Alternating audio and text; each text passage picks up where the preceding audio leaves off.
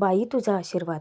आजच्या 8 जूनच्या भागामध्ये यशोदाने अवनीसाठी सुंदर जेवण बनवलेलं असतं आणि जेवणाच्या ताटाभोवती सुंदर अशी फुलांची रांगोळीही घातलेली असते. तिच्यासाठी खूप सारी तयारीसुद्धा केलेली असते. पण या सगळ्या मान सन्मानात न अडकता अवनी मनाचा मोठेपणा दाखवते. त्यांच्यासोबत ती निवांत खाली बसून यशाने बनवलेल्या जेवणाचा आस्वाद घेते. त्यातच आता यशोदा आणि पाण्या दोघांनी खूप मोठा गोंधळ घालून ठेवला आहे. कारण त्यांनी राजा आणि अवनीसाठी सुंदर अशी रूम सजवलेली असते. पण ते पाहिल्यानंतर खूप मोठा राडा होतो. अवनी राजाची अशी काही फजिती करते ना, आणि त्यावेळेलाच तिथे अचानक विवान टपकतो. विवान येऊन डायरेक्ट अण्णांच्या डोक्यावरती बंदूक ताणून धरतो. तिथे आत्या, दत्तू काका धोंड्याला मार असं सांगत असतात. पण त्या सगळ्या बाचाबाचीमध्ये अण्णा काय भन्नाट युक्ती लावतात यार. त्या विवानची ना सगळ्यांनी मिळून चांगली वाटच लावली. म्हणजे बुटाची लेस तर बांधतात माहिती आहे. त्यानंतर विमान तोंडावर पडतो. पण त्यावेळेला अवनी त्याला असा काही कुत्र्यासारखा धुते, म्हणजे सगळी भडास काढते त्याच्यावरती. आणि धांगटांनी विमानला पार उघडाच केला की, आणि तिथून पळवून पण लावला. पण तोच विमान आता सूड उगवण्यासाठी अवनीवर दगड भिरकावून मारतो आणि तो वार धन्या आपल्यावरती झेलतो. आता धन्याचं डोकं फुटलं या. पण त्या सगळ्यांमध्ये सगळ्यात मोठा ट्विस्ट हा आहे की या सगळ्या झालेल्या लग्नाच्या प्रकारामुळे पॅनिक अटॅक आला आहे, तो म्हणजे चंद्रकांताला. आणि तो हॉस्पिटलमध्ये जीवनमरणाच्या दारात उभा आहे. आता ही गोष्ट अवनीला कळेल का? हे सगळं नक्की घडतंय कसं? हे प्रश्न तुम्हाला पडले असतीलच. त्यासाठी व्हिडिओ आवर्जून बघा. आणि प्रेक्षकांना तुम्हाला एकच विनंती की प्लीज आपल्या व्हिडिओला हाय पॉईंट द्या, जेणेकरून हे भाग जे आहेत ते आपल्या इतर प्रेक्षकांपर्यंत पोहोचतील. घरात सर्वजण टॉर्च शोधत असतानाच धन्याला सुचतं आणि तो पटकन अवनीकडे येतो आणि सांगतो की मोबाईलचा टॉर्च घ्या ना वहिनी. तेव्हा यशा आणि पाण्या पण आपले मोबाईल देतात. अवनी विचार करते की मोबाईलचा टॉर्च होता माझ्याकडे पण. आणि त्यानंतर ती पाण्याचा मोबाईल घेऊन कपडे चेंज करण्यासाठी जाते बाथरूमकडे. त्यानंतर आता राजा त्याच्या भावंडावरती इतका नाराज होतो, तुमच्यापेक्षा ना ते आपले रॉकी द फादर परवडले. अख्ख्या घराला लाईटिंग करून ठेवले आणि बाथरूमची लाईटिंगसुद्धा नाही. हे नियोजन तुमचं. आता पाण्या खुर्चीवरती बसतो, यशोदाकडे तक्रार करतो की ऐकलं का, लोका सांगे ज्ञान आणि स्वतः मात्र कोरडा पाषाण. आता धन्या पण म्हणतो की नाहीतर काय. पाण्या सांगतो की भाऊ, एक तर तू न सांगता आम्हाला लग्न करून आलायस, तरीसुद्धा आम्ही हे घर अख्खं स्वच्छ केलं, एवढं सखत ते तुझ्यासाठी तयारी केली. आता त्याच्या पाठोपाठ धन्या पण सांगतो की आम्ही अजून भरपूर कामं केली आहेत तुमच्यासाठी. त्यावर राजा त्याला दटावतो की तू पण पाण्यासोबत राहून निगेटिव्ह व्हायलास ना. पाण्या विचारतो की तू काय पॉझिटिव्ह गेला काय. आता उगाचच वाद पेटायला नको म्हणून यशोदा तर सगळ्यांनाच ओरडतो की काय सतत तुम्ही एकमेकाची उंदरामांजरासारखं भांडून राहिलेले, तुम्हाला गप्प बसता येत नाही का. घरात एक पोरगी आहे, ती घाबरेल, जरा तर विचार करत जावा. धन्याच त्याला जाणीव करून देतो की यशोदा तूच आवाज चढवून बोलतोयस. त्यानंतर यशोदा सांगतो की सॉरी पण चला ना पटकन ताटं वाढायला घ्या ना. आता धन्या त्याच्या मदतीला जातो. यशोदा सांगतो की राजा जाते पोरीला घेऊन ये पटकन. अरे ते दोघे गेल्यानंतर पाण्या आता राजाकडे येतो आणि तो त्याला सांगतो कॅफे फॉर यू. राजा फक्त हुंकारा देतो. इतक्याच यशोदाने हाक मारताच पाण्या पण निघून जातो. पण राजा मनातच इतका खुश असतो. देवी घरात वहिनी आले म्हणून किती खुश आहेत ना सगळेजण, पण आमच्या लग्नाबद्दल खरं कळल्यानंतर काय अवस्था होईल. त्याचं मन खूपच बेचैन होतं. तिकडे अवनीच्या घरी मात्र आता सर्वांच्या पायाखालची जमीन हादरते. जेव्हा महेश दरवाजा तोडून आतमध्ये जातो त्यावेळेला चंद्रकांत खाली कोसळलेला असतो. त्याला असं बेशुद्ध पाहिल्यानंतर त्यांच्या काळजाचा ठोकाच चुकतो. आई पटकन चंद्रकांतचं डोकं आपल्या मांडीवरती टेकवते. सर्वजण खूपच पॅनिक झालेले असतात, रडायला लागतात. चंद्रकांताला उठवण्याचा प्रयत्न करत असतात. इकडे अवनीला आता खाली बसून जेवायची सवय नसेल म्हणून यशोदा पटकन खुर्ची घेऊन येतो. पण आता डायनिंग टेबलचं काय. त्यानंतर यशोदाच्या डोक्यात प्रकाश पडतो आणि तो सांगतो की अरे भावा, टेबल आहे ना आपल्याकडे. आणि तो एक टेबल उचलून आणतात. अवनीचं जेवणाचं ताट वाढतात आणि त्या ताटाभोवती सुंदर असं फुलांनी सजावट पण केलेली असते. सगळेच जण इतके मन लावून करत असतात ना. इतक्यात अवनीच तिथे येते. त्यांना पाहते आणि पाहतच राहते. कारण अवनीसाठी किती धावपळ चालू असते त्यांची. पूर्ण जेवण ताटामध्ये वाढलेलं असतं. अवनी विचारते की हे सगळं? यशोदा सांगतो की तुमच्यासाठी. अवनी विचारते की हो पण तुम्ही सर्वजण खाली बसणार ना? धन्या सांगते की हो सवय आहे आम्हाला खाली बसायची. पण अवनी म्हणते मग तुमच्यासोबत मीही बसते खालतीच. यशोदा सांगतो की नाही नको राहू देत, बसा ना तुम्ही वरतीच बसा. अवनी सांगते की पण सवय होईल मला. जेव्हा त्या सगळ्या भावंडांना कळतं की अवनी त्यांच्यासोबत खालतीच जेवायला बसणार आहे, त्यानंतर मग ते पटकन आपलं टेबल काढतात आणि पटापट जेवायला वाढतात अवनीला. आणि त्यानंतर अवनीसाठी चटईसुद्धा अंथरून टाकतात. सगळे भावंडं एकमेकांना जेवण वाढतात आणि ते सगळं पाहिल्यानंतर अवनी खूपच खुश होते, भारावून जाते. कारण सर्वच जण तिला किती जीव लावत आहेत, तिच्यासाठी एवढी धावपळ करतायत. आता जेवणाचा ती एक घास घेणार त्यापूर्वी अचानक अण्णांचा आवाज येतो. गाणं गुणगुणतात. त्यावेळेला अवनी विचारते की ती जेवणार नाही आहेत का? राजा काय बोलावं त्याला सुचत नाही. पटकन यशोदा सांगतो की काय नाही, त्यांचा एक छोटासा कार्यक्रम चालू आहे, संपलं की जेवतील त्यांचं ते, तुम्ही जेवा ना. अवनीने एक घास खाल्ल्यानंतर तिला भाजी आवडते. त्याने भस्कन ताटात एवढी मोठी भाजीच वाढून ठेवतो. त्यानंतर गरम पोळी वाट मांडल्यानंतर गरम पोळीही वाढतो. अवनीचं ताट इतकं भरलेलं असतं, एकतर तिला काय बोलावं सुचत नाही. आता राजा त्या सगळ्यांना तटावतो की यशोदा तुमचं तुम्ही जेवण करा, त्यांना काय लागलं ना त्यांचं ते घेऊन खातील. त्यानंतर सर्वच जण एकत्र जेवायला सुरुवात करतात. पण तोपर्यंत अवनीच्या बापांना सर्वांनी एकत्रित हॉस्पिटलमध्ये आणलेलं असतं आणि स्ट्रेचरवरून आता त्यांना ICUकडे शिफ्ट करत असतात. त्यावेळेला आता त्यांच्या जीवात जीव राहिलेला नसतो. इकडे राजा झोपतो आणि धन्याला आता पाठीवरती पाय द्यायला सांगतो, कारण राजा खूपच थकलेला असतो. इतक्यात यशोदा तिथे येतो आणि तो विचारतो की नाही म्हणजे पोटभर जेवल्या ना त्या, जेवण आवडलं ना त्यांना? यशाला इतकी फिकीर वाटत असते ना अवनीची. मुद्दामच आता हे तिन्ही भावंडं मिळून त्यांची फिरकी घेतात. यशोदाला मुद्दामच म्हणतात की नाही एवढं पण काही खास नव्हतं जेवण. यशोदा खूपच अस्वस्थ होऊन जातो. पण त्यावेळेला आता राजा म्हणतो की यशोदा खरं सांगू का तुला, ए भावा एक नंबर झालं होतं जेवण, आता कुठे त्याचा जीव भांड्यात पडतो. यशोदा विचार काय माणूस आहे यार तू. राजा कौतुक करतो की यशोदा अरे लहानपणापासून आम्ही तुझ्या हातचं खातोय, आम्हाला ते जेवण आवडणारच की नाही. हे बरं चला, मला ना खरंच खूप झोप येते, मी खूप थकलो आहे आता. आणि राजा गाढ झोपी जाण्याच्या प्रयत्नात असतानाच यशोदा आणि पाण्या दोघेही येतात आणि त्याला ओरडतात की उठ उठ, झोप लागली आहे तुला, इथे काय करतोयस तू, चल आज जाऊन झोपचं जा. राजाला कळतच नाही की अचानक असे का रिॲक्ट करताय ते. जबरदस्ती ते त्याला खोलीत घेऊन जातात आणि त्याला पाठमोरं उभं करतात. धन्याला ओरडतात की तुझं काय काम आहे ते, निघित ना चल, अभ्यास वगैरे नाही आहे का तुला. आणि त्यानंतर आता राजाला छानसं सरप्राईज असतं, पण त्याच्यासाठी ते शॉकिंग सरप्राईज आहे. जेव्हा राजाला ते पाठीमागे वळायला लावतात ना, राजाची हवाच टाईट होते, कारण त्यांनी आता सुंदर असा बेड सजवलेला असतो, रूम सजवलेली असते आणि ते पाहिल्यानंतर राजाची बोलतीच बंद होते. त्यात पाणी आता यशाला म्हणायला लागतो की यशोदा आवडले आवडले नाहीतर बघ त्याच्या तोंडातून शब्द बी फुटत नाही. यशोदा विचारतो की राजा ऐक की, आवडलं ना तुला हे सगळं? आता राजा त्या सजवलेल्या बेडवरती जाऊन बसतो आणि पाण्या तेव्हा सांगतो की आम्ही ते सगळं पिक्चरमध्ये बघितलं होतं, हे असंच सजवतात ना स्वागरातीच्या दिवशी. आता राजाला अचानकच एक विचित्र भयानक स्वप्न पडता, म्हणजे भास होतात तसे, ते उघड्या डोळ्यांनी. कारण अवनी अचानकच येते आणि अवनी ते पाहिल्यानंतर इतकी चवताळून होते की राजा ऐक, खरं लग्न झालं आहे आपलं, हे सगळं काय आहे. आणि ती डायरेक्ट राजाला इतकं धुवायला लागते ना, बेदम मारायला लागते. आणि राजाचा डायरेक्ट आता तिने गळाच आवळलेला असतो. तुला सांगितलं होतं ना की हे लग्न खरं नाही आहे, तुझ्या घरच्यांना आत्ताच सांगून टाक, ऐकायचंच नाही आहे ना तुला. राजा तिला रिक्वेस्ट करत असतो की सोडा, अहो सोडा, मला अण्णा आहेत, माझे 3 भावंड आहेत, मारू नका, सोडा सोडा सोडा म्हणून तो इतका मोठ्याने किंचाळत असतो. यशोदा आणि पाण्या घाबरतातच. ते त्याला भानावर आणतात की राजा, हे राजा, अरे काय करू राहिला तू. राजा ज्या वेळेला भानावर येतं ना, ना तिथे अवनी असते ना काही तसा राडा झालेला असतो. आणि तो आता इतका चिडतो या दोघांवरती, काय आगाऊपणा केला आहे तर तुम्ही.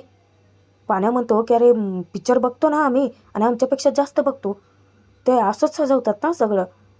पण आता यशला राजा समजावतो की तुम्हाला काय हा पिक्चर वाटतो आहे का, कुठल्या परिस्थितीत कुठल्या मनस्थितीत त्या आपल्या घरी आल्यात माहिती आहे का. यशोदा अरे तिथे त्यांचे बाबा त्यांना काय म्हणाले माहिती आहे, तू माझ्यासाठी कायमची मेलीस. आता असं म्हटल्यानंतर त्यांची मनस्थिती काय असेल? आणि त्या सगळ्यात हे जर असं म्हटलं तर बरं दिसतं का ते? राजा तर दोघांनाही ताकीद देतो की चला काढा पटकन, वाईट वाटेल हा त्यांना. त्यानंतर आता यशा आणि पाण्या पटापट ते सगळं केलेली तयारी काढून टाकायला लागतात. तर बाहेर अण्णा मस्त गाणी रेडिओवरती ऐकत मस्त आपला त्यांचा कार्यक्रम चालू असतो हा. इतक्या त्याचं विवान येतो आणि डायरेक्टर त्यांच्या डोक्यावर बंदूकच लावतो. अण्णा त्याला ताकीद देतात की कोण आहेस तू? विवान आधी तर धमकावून कानं बंद करायला लावतो आणि अण्णांना उचलतो आणि खालीच फेकतो. त्यानंतर मोठ्याने तो हाका मारतो की अवनी. अवनीला विवानचा आवाज येतो आणि ती धावतच बाहेर येते. विवान आता तोपर्यंत हवेत गोळीही झाडतो. गोळी झाडल्याच्या आवाजाने तिथे सगळेच गोळा होतात. कोणाला काहीच कळत नसतं. परत विवान हाक मारतो आणि गोळी झाडतो. त्यावेळेला मात्र सर्वांच्या काळजाचा ठोकाच चुकतो. सर्वजण पळत बाहेर जातात आणि अण्णांच्या डोक्यावर विवानने बंदूक ताणलेली पाहिल्यानंतर ते तर प्रचंड घाबरून गेलेले असतात. आता आत्या, काका, नमी तिघेही बाहेर धावत येतात. पण अण्णांवरती अशी वेळ आली म्हटल्यानंतर सुलो आत्या आणि दत्तू काका दोघांना खूप असा आनंद होतो. राजा पटकन अण्णांना बाजूला घेण्याचा प्रयत्न करतो, पण विवान धमकी देतो की लांब व्हायचा, लांब सरकायचा. राजासुद्धा त्याला धमकी देतो की ऐक ऐक, आमच्या अण्णांना जर काही केलंच ना तू, इथेच तुझी गणगण मिटवी ना कायमची. तिकडून सुलो आत्या आता विवानला सांगायला लागते की घाला त्या धोंड्याला चांगलीच गोळी आणि एकदाचा खटका मिटवूनच टाका. दत्ता काका म्हणतो की त्या धोंड्यालाच काय, त्या सगळ्यालाच टाका मारून एकदाचा. पाण्या त्याच्यावरती चावतातो की दत्ता काका गपचूप बसा, नाही तर इथेच मारेन मी तुला. दत्ता काका आता विवानला म्हणतो की बघा बघा कसा माजलेला पहिल्यासारखा बोलतोय ते. विवानला आता हा फॅमिली ड्रामा बघण्यात अजिबात इंटरेस्ट नसतो. तो त्यांना ओरडतो की गप्पा बसा, नाहीतर गोळी घाले ना मी डायरेक्ट याला. सुलो आत्या तिकडून सांगते की घाला घाला, एकदाची गोळी घालून विषयच मिटवा याचा. भर लग्नातनं पोरीला पळवून आणले तुमच्या. आता अण्णा दात ओठ खात म्हणतात की शेवटी आपलेच गद्दार. अवनी पुढाकार घेऊन विवानला समजावण्याचा प्रयत्न करते की विवान, कळतंय का तुला तू काय करतोयस ते? सोड त्यांना. विवान अवनीला शब्द देतो की ठीक आहे, सोडणार ना, सोडणार मी, पण त्याआधी तुला माझं ऐकावं लागेल. आत्ता गुपचूप माझ्यासोबत घरी चल. तुझं लग्न माझ्यासोबत ठरलं होतं आणि ते फक्त माझ्याशीच होणार. त्यावर आता राजा त्याची खरडपट्टी काढतो की सोंडगे, पोलीस स्टेशनमध्ये होता ना तू, बघितलं ना तुझ्या डोळ्यांदेखत आमचं लग्न झालं आहे ते. पण विवान धमकी देतो की मानत नाही मी हे लग्न, मानतच नाही, कारण अवनी फक्त माझी आहे. त्यावर आता अण्णा सांगतात की गणगण, अरे ती सून आहे या घरची, मालकी नाही या घरची, माझ्या राजाची बायको आहे ती. तरीही विवान सांगतो की मी मानतच नाही, कारण अवनी दुसऱ्या कोणाची होऊच शकत नाही. विवान तिथे अवनीला धमकी द्यायला लागतो की तू गुपचूप माझ्यासोबत चल. तुझ्या बापाला आणि तुझ्या भावाला जे जमलं नाही ना ते मला करायला भाग पाडू नकोस अवनी, नाहीतर इथे सगळ्यांना कोळ्या घालेन आणि घेऊन जाईल तुला कायमची. आता यशादा तिथे विवानला खडसावतो की ऐका ना ओ भाऊ, आमच्या घरात जितकी माणसं आहेत ना तितक्या तुमच्या बंदुकीत कोळ्यासुद्धा नसत्याला. अहो प्रेम आहे ना तुमचं हिच्यावरती, प्रेम करता म्हणता ना. अहो प्रेम मन कसं मागून मिळत नसतं हो. अहो तिच्या इच्छेचा मान ठेवा. तिच्या स्वइच्छेने तिने माझ्या भावासोबत लग्न केले, या घरात आली.